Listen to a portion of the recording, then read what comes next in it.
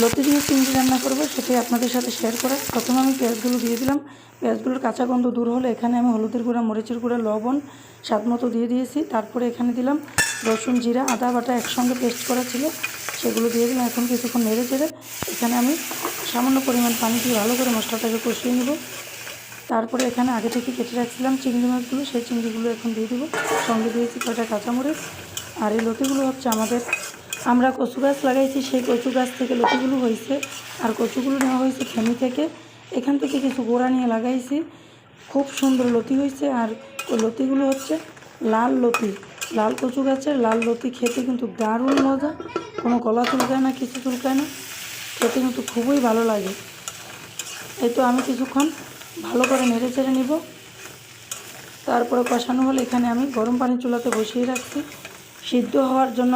অল্প করে আমি একটু পানি দেব, গরম পানি। এই তো সামান্য পরিমাণ পানি দিয়েছি। এখন আমি একটা ঢাকনা দিয়ে কিছুক্ষণের জন্য ঢেকে দিব। আর লতিটা কিন্তু খেতে দারুণ হয়েছে। চিংড়ি দিয়ে রান্না করলে তো কোনো কথাই নেই। আমার আবার চিংড়ি ভীষণ প্রিয়, সব তরকারিতে চিংড়ি হলে আমার আর কিছু লাগে না। এই তো আমার রান্নাটা হয়ে গেছে। আজকের মতো এখানে, ভালো থাকবেন, সুস্থ থাকবেন, এই কামনাই করি। আল্লাহ হাফেজ।